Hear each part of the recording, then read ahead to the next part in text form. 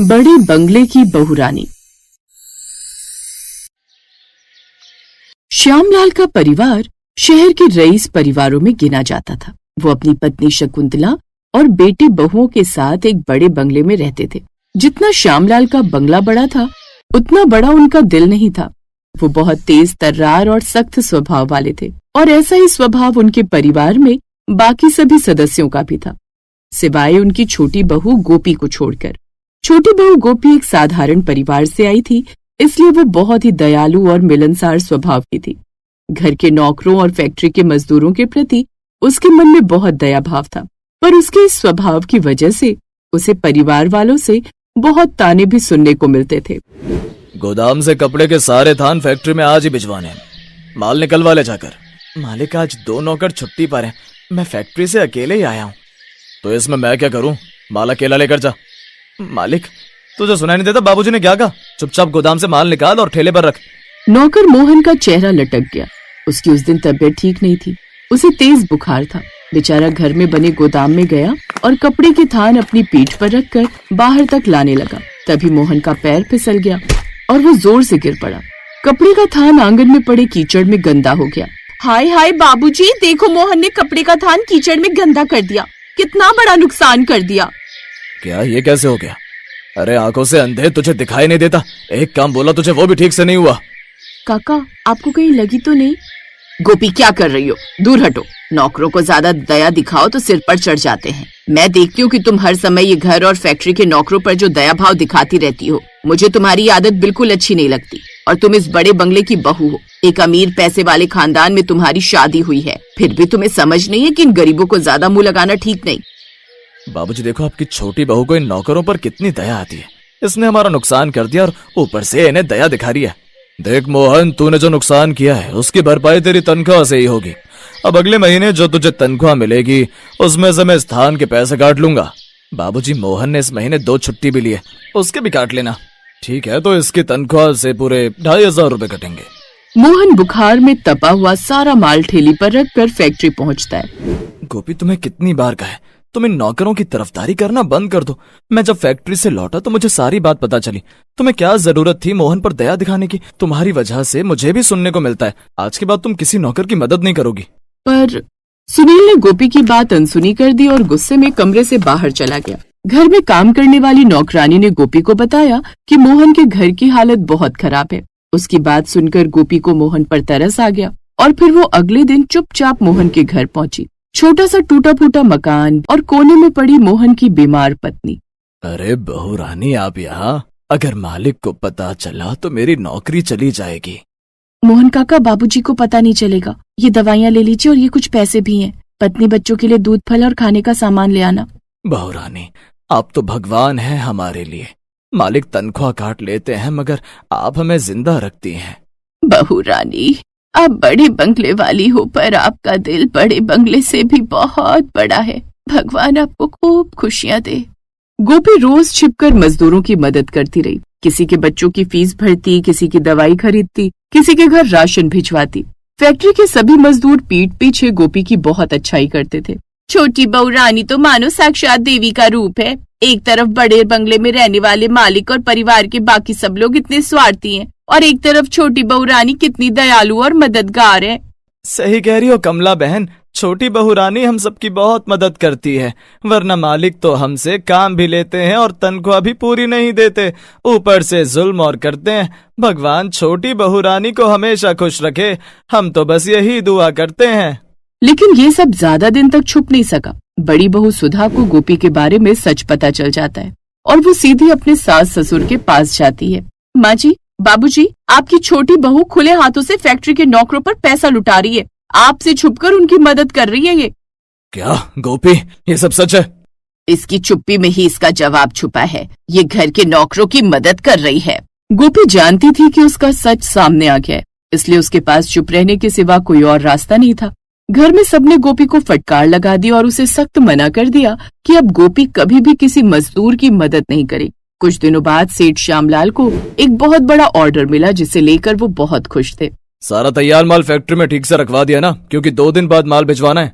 जी बाबूजी, सारा रखवा भी दिया और अच्छे से ताला भी लगा दिया। वैसे बाबूजी कुछ भी कहो, हमें ये ऑर्डर जो मिला है उससे इस साल की दिवाली में 4 चांद लग जाएंगे।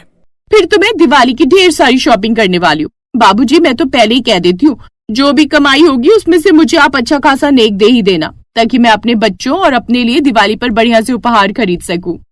चिंता मत करो बहू, इस ऑर्डर से इस बार तो क्या, अगले कई साल तक की दिवाली हमारी धूमधाम से बीतने वाली है, क्योंकि इस ऑर्डर के बाद हमारा काम और बढ़ जाएगा। सच में घर में कितनी बड़ी खुशी की बात है, आप सबको इतना बड़ा ऑर्डर मिला है। घर में सब बहुत खुश थे। कहीं न कहीं गोपी भी परिवार की खुशियों में खुश थी, पर उसी रात फैक्ट्री में आग लग गई, जो इतनी बढ़ गई कि फैक्ट्री में रखा हुआ सारा तैयार कपड़ा जल गया। सारा माल जल गया, कुछ भी नहीं बचा। बाबूजी क्या सोचा था, क्या हो गया, सब खत्म हो गया। बाबूजी हमारे पास 2 दिन का समय, हमने ऑर्डर नहीं दिया तो क्लाइंट शोर मचा देंगे। बैंक अकाउंट में जितने पैसे रखे हैं सब निकालो, जरूरत पड़ी तो जेवर भी बेच देंगे। हम उन्हें पैसे वापस कर देंगे और माफी मांग लेंगे, उन्हें बता देंगे कि आग लग गई है, हम ऑर्डर पूरा नहीं कर पाए। सबके चेहरे उतर गए। तभी गोपी बोली, बाबूजी आप चिंता मत कीजिए, हमारे सारे पुराने मजदूर हमारी मदद जरूर करेंगी और हम 2 दिन में ऑर्डर पूरा कर लेंगे। सब आपके पुराने मजदूर हैं, कोई मना नहीं करेगा। मैं तो बस इतना कहूंगी कि हमें हिम्मत नहीं हारनी चाहिए। गोपी ये समय नहीं है इस तरह की मजाक करने का, यहाँ बहुत सीरियस बात चल रही है। रुको बड़ी बहू, छोटी बहू को अपनी बात पूरी करने दो। बहू क्या तुम्हें लगता है मजदूर हमारा साथ देंगे? हाँ बाबूजी जरूर देंगे, बस हमें उनसे बात करनी होगी। गोपी ने सभी मजदूरों से बात की और सब मजदूर मान भी गए। मालिक आप चिंता मत कीजिए, हम 2 दिन में कपड़ा बना लेंगे, सब कुछ हम पर छोड़ दीजिए। आप हमारे अन्नदाता हैं और आपके लिए समय पर काम करना हमारा फर्ज है। मजदूरों की बात सुनकर श्यामलाल और बाकी परिवार के सभी सदस्य हैरान रह गए। श्यामलाल की आंखों के सामने वो दिन आ गया जब श्यामलाल मजदूरों पर अत्याचार किया करता था, पर आज वही मजदूर मुसीबत के समय श्यामलाल की मदद कर रहे थे। मजदूरों ने दिन रात मेहनत करके 2 दिनों में सारा माल तैयार कर दिया। श्यामलाल हैरान रह गया कि कैसे एक समय जिन पर वो चिल्लाता था, वही कारीगर बिना थके उनकी फैक्ट्री को बचा रहे थे। श्यामलाल और उसके परिवार के सदस्यों को समझ आ गया था कि बड़ा बंगला नहीं, बड़ा दिल ही इंसान की असली पहचान है।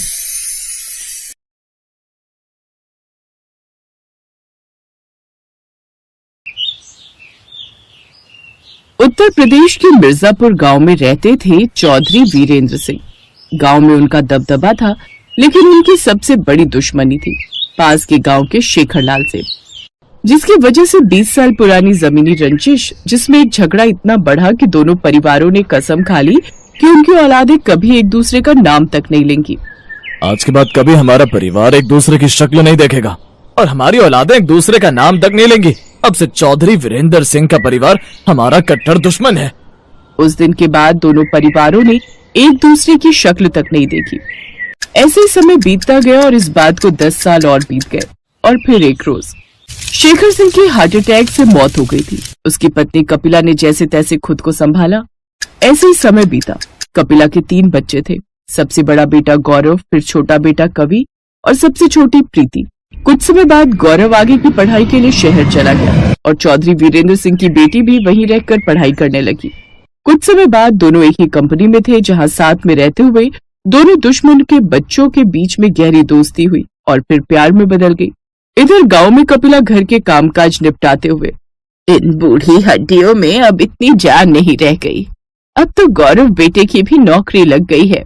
इस बार गांव लौटेगा तो उसे शादी करने के लिए बोल दूंगी। बहू घर में आएगी तो कम से कम कुछ तो आराम मिलेगा इन हड्डियों को। फिर एक रोज गौरव जब वापस गांव आया तो गौरव ने गीता के बारे में सब बता दिया। दुश्मन की बेटी का नाम सुनकर कपिला बुरी तरह टूट गई और गौरव पर खूब गुस्सा करने लगी। कर भी मत लेना मेरे जीते जी, इस घर में वो लड़की बहू बनकर कभी नहीं आएगी, समझा तू? ये पहली बार था जब कपिला ने गौरव को इतनी बुरी तरह से डांटा था। उस दिन के बाद से कई चीजें बदल गईं। अब कपिला गौरव से कम ही बात करती थी। और फिर एक दिन दरवाजे की घंटी बजी। कपिला ने दरवाजा खोला तो सामने गौरव और गीता शादी के जोड़े में खड़े थे। माँ गीता के पिताजी नहीं रहे, अब उसका इस दुनिया में मेरे सिवा कोई नहीं है। मैं जानता हूँ कि ना तो आप गीता को अपनाएंगी और ना ही मुझे, इसलिए मैं अपनी नई दुनिया शुरू करने जा रहा हूँ। हम बस आपका आशीर्वाद लेने आए। गीता और गौरव हाथ जोड़े कपिला के सामने गिड़गिड़ा रहे थे।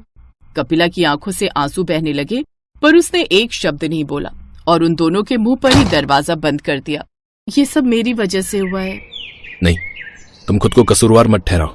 मैं जानता हूं एक दिन ऐसा आएगा जब माँ मेरी पसंद पर गर्व करेंगी। गीता और गौरव वहाँ से चले। दरवाजे के पास खड़ी कपिला उनकी बातें सुनती रही और फिर वो जोर जोर से रोने लगी। ऐसे ही कई साल बीत गए। अब गौरव एक नए शहर में अच्छी नौकरी कर रहा था। उसके पास बड़ा सा बंगला था, कार थी, सब कुछ था। हाँ जी मैडम, शादी की सालगिरह मुबारक हो। माय डियर हस्बैंड, तुम्हें भी एनिवर्सरी मुबारक हो। बताओ क्या खाओगे आज? एक काम करते हैं, शाम को कहीं बाहर डिनर पर चलेंगे। अभी बढ़िया सा हलवा बनाते हैं और उसको खाते हैं। किरण, ओ किरण, क्या है? आपको चैन नहीं है क्या? हर 5 मिनट में मेरा ही नाम जपती रहती हो। अरे इतना जप अगर भगवान के नाम का करोगी तो स्वर्ग मिलेगा। बहू गुस्सा मत कर, थोड़ा सा हलवा बना ले, बहुत मन कर रहा है खाने का। मेरे पास दुनिया भर के काम है, ठीक है ना? एक तो आपकी बेटी किसी काम की नहीं है, सारा दिन तुम दोनों की सेवा में ही निकल जाता है मेरा। तो अपनी फरमाइशें जरा बंद करो, समझी? किरण मुंह घुमाकर वहां से चली गई और कपिला उसकी बदतमीजी देखकर हैरान थी।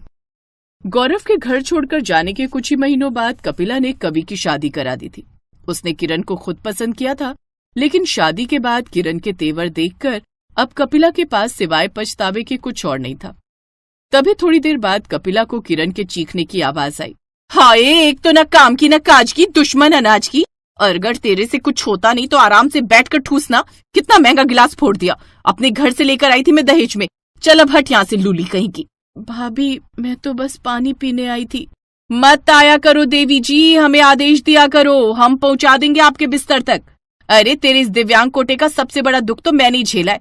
मेरा पति बेचारा कमा कमा कर मरा जा रहा है और ये यहाँ बर्तन तोड़ रही हैं। इसी तरह अगले दिन। भाभी, एक रोटी और मिलेगी? हाँ हाँ, क्यों नहीं, हलवाई बैठे हैं ना यहाँ जो तुम्हें 56 भोग खिलाएंगे। ये कैसी बात है किरण, वो बेचारी बस एक रोटी ही तो मांग रही है। अच्छा, तो आप क्यों नहीं बना देती उसके लिए रोटी? क्या यहाँ सबका पेट भरने का जिम्मा मेरा और मेरे पति का ही है क्या? तू कब तक ऐसे बैठा रहेगा, कुछ बोलता क्यों नहीं? क्या बोलूं मैं? अरे एक रोटी कम है तो क्या हो गया? अब किरण बेचारी फिर से रोटी बनाए क्या तुम लोगों के लिए? माँ, तुम भी ना अभी इतनी बूढ़ी नहीं हुई हो, कायदे से घर का काम तुम्हें भी करना चाहिए। जैसे कवि ने ये बात कही तभी दरवाजे पर कुछ गिरने की आवाज आई। सभी ने दरवाजे की तरफ देखा। वहां गीता और गौरव मिठाई का डिब्बा लिए खड़े थे जो अब जमीन पर पड़ी हुई थी। सारी बातें सुनने के बाद उनका मुंह खुला का खुला रह गया। माँ, इतना सब कुछ हो रहा है आपके साथ और आपने एक बार मुझे नहीं बताया। अरे मैं तो मिठाई लेकर आया था, लेकिन मुझे क्या मालूम था कि आपके अपने ही घर में आपके और मेरी बहन के लिए इतनी कड़वाहट है। ये क्या बोल रहे भैया? एक शब्द नहीं बोलेगा तो, समझा? गौरव ने अगले ही पल उन्हें साथ में कार में बिठा लिया। फिर घर पहुंचकर, गीता, माँ और प्रीति का कमरा रेडी कर दो। जी बस अभी करती हूँ। ना, जाओ जाकर नहा लो, मन हल्का हो जाएगा। थोड़ी ही देर बाद कपिला और प्रीति नहाकर आ गए और फिर खाने की मेज पर। प्रीति, ये लो हलवा, तुम्हें पसंद है ना?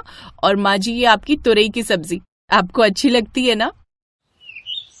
सुबह जब वो और प्रीति उठी तो देखा गीता उनके सामने एक ट्रे लेकर खड़ी थी। माँ जी, चाय में शक्कर कितनी डालूं? गीता की बात सुनकर कपिला उस दिन को याद करने लगी जब उसने अपनी बड़ी बहू को पानी तक नहीं पूछा था और उसे दरवाजे से ही लौटा दिया था। तभी गीता ने कहा, माँ जी, आप आराम से चाय पीकर और तैयार होकर नीचे आ जाना। और प्रीति, तुम शाम को तैयार रहना। पर भाभी, किस लिए? तुम्हारे भैया ने खूब सारे पैसे दिए हैं, कह रहे थे कि प्रीति को ब्यूटी पार्लर ले जाओ और जरा सुंदर सी बना कर लाओ, तो आज हम दोनों मौज मारेंगे। मैं गलत थी, मेरा गौरव सही था, मुझे माफ कर दे बहू। दरवाजे पर खड़े हुए गौरव की आंखों में खुशी के आंसू थे और अपने रिश्ते निभाने वाली पत्नी पर वो गर्व कर रहा था।